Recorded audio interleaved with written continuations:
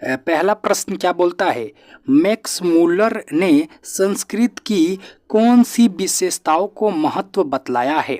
आपको बताना है कुछ जो मैक्स मूलर साहब हैं उन्होंने संस्कृत की कौन सी विशेषताओं को महत्व बतलाया है। तो देखिए इसका जवाब होगा, और हाँ इसका फ्री पीडीएफ आपको हमारे टेलीग्राम चैनल पे मिल जाएगा जिसका लिंक डिस्क्रिप्शन में है, तो वहाँ पे जाइए, क्लिक कीजिए और वहाँ से फ्री पीडीएफ ले लीजिए। देखिए पहला प्रश्न क्या बोलता है, मैक्स मूलर ने संस्कृत की कौन सी विशेषताओं को महत्व बतलाया है। तो इसका जवाब होगा, मैक्स मूलर के अनुसार संस्कृत की पहली विशेषता इसकी प्राचीनता है। मतलब भैया संस्कृत पुराना है सबसे, यही इसकी पहली विशेषता है। इसके वर्तमान रूप में भी अत्यंत प्राचीन तत्व भली भांति सुरक्षित हैं, ये भी आपको लिखना है। संस्कृत की मदद से हम ग्रीक, लैटिन, ग्राथिक और एल्गो सेक्सन जैसी ट्यूटेनिक भाषाओं, क्लेक्टिक तथा स्लाव भाषाओं की विद्यमान समस्या को आसानी से हल कर सकते हैं। यही भैया, अगर हमें संस्कृत का अच्छा नॉलेज हो तो हम ग्रीक भाषा, लैटिन भाषा, एल्गो सेक्सन जैसी ट्यूटेनिक भाषाओं, क्लेक्टिक तथा स्लाव भाषाओं की विद्यमान समानता की समस्या को आसानी से हल कर सकते हैं। यही मैक्स मूलर साहब ने संस्कृत के बारे में विशेषता बतलाया। तो देखिए ये तो हमारा पहला प्रश्न हो गया। इसका पीडीएफ आपको हमारे टेलीग्राम पे मिल जाएगा, मैं कई बारी बता रहा हूँ। वहाँ से आप क्या कीजिएगा, पीडीएफ लेके खूब अच्छा से अपने कॉपी में लाइन बाय लाइन नोट करते चलिएगा, क्योंकि सारे प्रश्न इंपॉर्टेंट है। देखिए दूसरा प्रश्न क्या बोलता है, भारत किस तरह अतीत से सुदूर भविष्य को जोड़ता है। आपको बताना है कि भारत किस तरह अतीत और सुदूर भविष्य को जोड़ता है, मतलब सुंदर भविष्य। तो देखिए इसका जवाब होगा, भारत अतीत और भविष्य को जोड़ता है। यह मानना जीवन का प्राचीन ज्ञान विद्यमान है। यहाँ की भूमि प्राचीन इतिहास से जुड़ी है। जो यहाँ की भूमि है ना, वो प्राचीन इतिहास से जुड़ी है। यहाँ की संस्कृत भाषा के द्वारा विश्व को चिंतन की ऐसी धारा में अगवाहन का अवसर मिलता है जो भी एक अज्ञात थी। मतलब यहाँ की जो संस्कृत भाषा है उसके द्वारा विश्व को चिंतन की ऐसी धारा मिलता है जो अभी तक अज्ञात थी।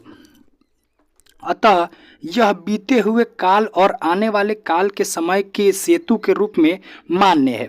मतलब ये जो अभी काल बीत गया है और आने वाला काल है उसको पुल की तरह जोड़ता है, सेतु की तरह जोड़ता है। तो बस मैक्स मूलर साहब ने इतना ही बताया है। संस्कृत भाषा का थोड़ा बड़ाई कर दिया है और यहाँ की भारत की बड़ाई कर दी है।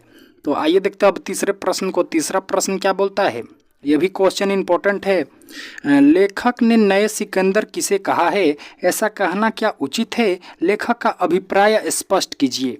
तो यहाँ पे देखिए, लेखक ने नया सिकंदर भारत को समझा, जानन एवं संपूर्ण लाभ प्राप्त करने हेतु भारत आने वाले नवातुक अनपशकों, पर्यटकों और अधिकारियों को कहा है। इन्होंने भारत का नया सिकंदर किसे कहा है, जो भारत कुछ ज्ञान प्राप्त करने आते हैं, कुछ जानने आते हैं, कुछ लाभ से आते हैं या घूमने आते हैं पर्यटक के तौर पे, उन्हें और अधिकारियों को इन्होंने भारत का नया सिकंदर कहा है। किसने कहा है, मैक्स मूलर साहब ने। उसी प्रकार आज भी भारतीय को निकट से जानने की नवीन स्वप्नदर्शी को आज का नया सिकंदर कहना अतिशयोक्ति नहीं है, यह उचित है। ये इन्होंने कहा है कि जो भारत में आते हैं नए पर्यटक, वो भाई भारत के नए सिकंदर हैं। तो ये क्या उचित है? हाँ ये उचित है। तो ये आपको लिख देना है और ये जो आंसर है ये चिपका देना है। ये देखता हूँ अगले प्रश्न को। अगला प्रश्न क्या बोलता है कि लेखक की नीति कथाओं के क्षेत्र में किस तरह भारतीय अवदान को रेखांकित किया है। तो इसका जवाब होगा, लेखक ने बताया है कि नीति कथाओं के अध्ययन क्षेत्र में नवजीवन का संचार हुआ है। मतलब यहाँ पे जो नीति कथा के क्षेत्र में नवजीवन का संचार हुआ, मतलब नए लोग इससे जुड़ रहे हैं। समय समय पर विधि साधनों के मार्गों द्वारा अनेक नीति कथाओं पूर्व से पश्चिम की ओर प्रवाहित हो रही है।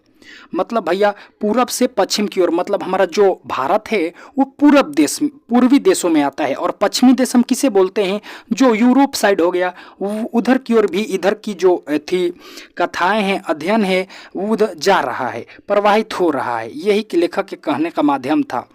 तो आइए देखते हैं पांचवें प्रश्न को। पांचवा प्रश्न क्या बोलता है, 6 ही हम क्वेश्चन लाए हैं और इन 6 ही में से आपके एग्जाम में आएगा, तो आप इसे लाइन बाय लाइन अपने कॉपी में नोट कर लीजिएगा, टेलीग्राम से जाके PDF डाउनलोड करके। ओके, देखिए क्या बोलता है, लेखक वास्तविक इतिहास को कैसा मानते हैं और क्यों।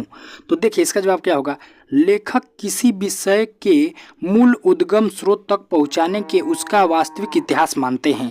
मतलब किसी विषय को मूल उद्गम स्रोत तक पहुंचाने का वो वास्तविक इतिहास मानते हैं, क्योंकि वही तो उस विषय की मौलिकता है। उसका विकास तथा उसकी शाखाओं प्रशाखाओं तथा जीवन मूलतः ज्ञात होता है तथा उसका अध्ययन फलदायी होता है। यही लेखक भैया वास्तविक इतिहास को मानते हैं। तो चलिए पांचवा क्वेश्चन भी हो गया। अब छठवां क्वेश्चन, ये भैया मोस्ट इंपॉर्टेंट क्वेश्चन है, आप अपने कॉपी में लिख लीजिए भाई, MVVI है ये क्वेश्चन, कई बार आपके बोर्ड एग्जाम में आ चुका है और आएगा भी, कि लेखक की दृष्टि से सच्चे भारत का दर्शन कहाँ हो सकता है और क्यों। तो देखिए, लेखक की दृष्टि से सच्चे भारत का दर्शन ग्रामीण जीवन में हो सकता है, ना कि मुंबई, दिल्ली, कोलकाता जैसे शहरों में। लेखक कहते हैं कि जो अब आप भारत का अगर सच्चा दर्शन करना चाहते हैं तो मुंबई, दिल्ली, कोलकाता में मत जाइए, यहाँ के गाँवों में जाइए। देखिए क्यों, क्योंकि भारतीय ग्राम संस्कृति में सच्चा भारतीय निहित है, क्योंकि भारतीय ग्राम थी संस्कृति में सच्चा भारत वहीं छुपा हुआ है। सच्चाई, प्रेम, करुणा, सहयोग की भावना से ग्रामीणों में कूट कूट कर भरा है। मतलब सच्चाई, प्रेम, करुणा, सहयोग और भावना ग्रामीणों में कूट कूट कर भरा है। इसीलिए लेखक की दृष्टि से भारत का सच्चा दर्शन ग्राम में ही, गाँव में भी हो सकता है, गाँव में ही सिर्फ। तो इसी के साथ इस चैप्टर का सारा भी क्वेश्चन होता है समाप्त। आशा करते हैं आपको समझ आ गया होगा। अगर समझ नहीं आया होगा तो आप इसका PDF हमारे टेलीग्राम से ज्वाइन कीजिएगा और वहां से आप लाइन बाय लाइन अपने कॉपी में लिखिएगा, जिससे आपका बेहतर नंबर मिल सके। वीडियो में हम चैप्टर नंबर 4 का सब्जेक्टिव देखेंगे। तब तक आप हमारे चैनल को सब्सक्राइब कर दे और अपने दोस्तों में भी शेयर कर दे जी। धन्यवाद।